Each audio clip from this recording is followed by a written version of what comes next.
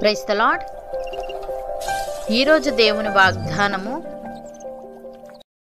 నీవు నడుచు మార్గమును సరాలము చేయుము, అప్పుడు నీ మార్గములన్నీ స్థిరములగును.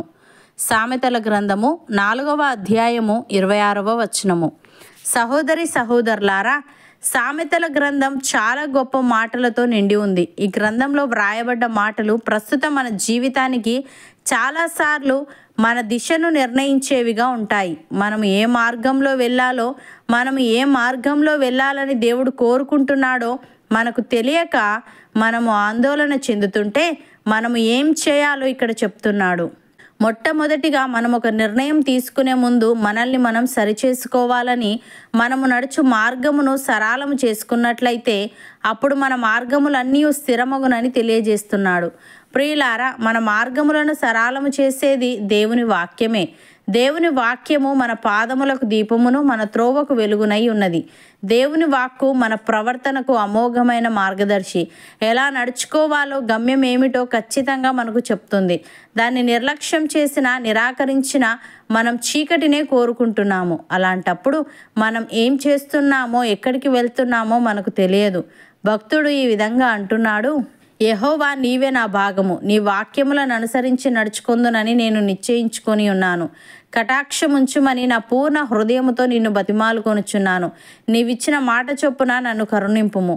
నా మార్గములు నేను పరిశీలన చేసుకొంటిని, నీ శాసనముల తట్టు మరలుకొంటిని. నీ ఆజ్ఞలను అనుసరించుటకు నేను జాగు చేయక త్వరపడితిని.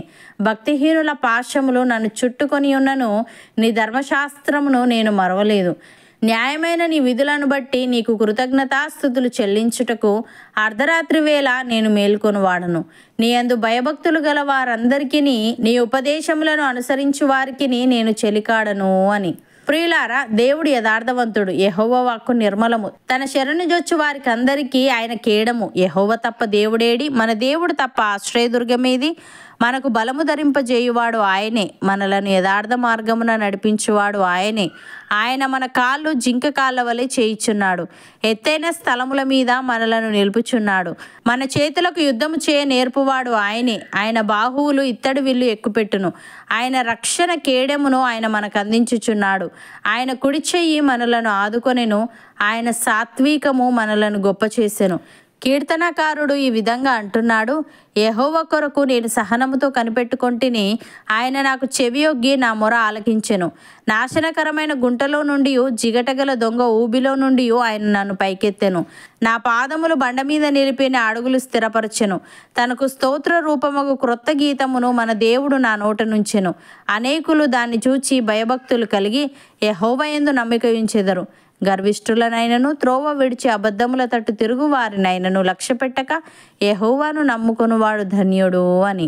సహోదరి సహోదరులారా, మీరు చీకటిలో నుండి ఆశ్చర్యకరమైన తన వెలుగులోనికి మిమ్మును పిలిచిన వాని గుణాతిశయములను ప్రచురము చేయు నిమిత్తము ఏర్పరచబడిన వంశమును, రాజులైన యాజక సమూహమును, పరిశుద్ధ జననమును, దేవుని సొత్తైన ప్రజలునై ఉన్నారు.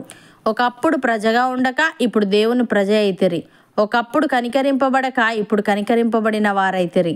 ప్రియులారా, మీరు పరదేశులను, యాత్రికులునై ఉన్నారు గనుక ఆత్మకు విరోధముగా పోరాడు శరీరాశలను విసర్జించి, అన్యజనులు మిమ్మును ఏ విషయంలో దుర్మార్గులను దూషింతురో ఆ విషయంలో వారు మీ సత్క్రియలను చూచి వాటిని బట్టి దర్శన దినమున దేవుని మహిమపరచునట్లు వారి మధ్యను మంచి ప్రవర్తన గలవారై ఉండవలనని మిమ్మును బతిమాలుకొనుచున్నాను. అవును అన్నవారు నాతో పాటు ప్రార్థనలో ఏకీభవించండి. పరిశుద్ధుడా, ప్రేమగల తండ్రి, మేము నడుచు మార్గమును సరళము చేసుకున్నట్లయితే అప్పుడు మా మార్గములన్నీ స్థిరములగును. మా మార్గములను సరళము చేసేది నీ వాక్యమేనని నీవు తెలియజేశావు. తండ్రి, నీకు స్తుతులు. దేవా, మేము నీ ఆజ్ఞలను అనుసరించుటకు జాగు చేయక మా మార్గములు పరిశీలన చేసుకొని నీ శాసనముల తట్టు మరలుకునే వారముగా ఉండుటకు సహాయము దయచేయమని, నాశనకరమైన గుంటలో నుండి, జిగటగల దొంగ ఊబిలో నుండి మమ్ములను పైకెత్తి మా పాదములు బండ మీద నిలిపి మా అడుగులు స్థిరపరచమని, మేము పరదేశులమును, యాత్రికులమునై ఉన్నాము గనుక ఆత్మకు విరోధముగా పోరాడు శరీరాశలను విసర్జించి అన్యజనులు మమ్ములను ఏ విషయంలో దుర్మార్గులను దూషింతురో ఆ విషయములో వారు మా సత్క్రియలను చూచి వాటిని బట్టి దర్శన దినమున నిన్ను మహిమపరుచినట్లు వారి మధ్యను మంచి ప్రవర్తన గలవారమై ఉండుటకు కృప చూపమని నీ చిత్తమును మాలో ప్రతి ఒక్కరి జీవితంలో నీవే నెరవేర్చుమని యేసుక్రీస్తు నామమున ప్రార్థిస్తున్నాము తండ్రి. ఆమెన్.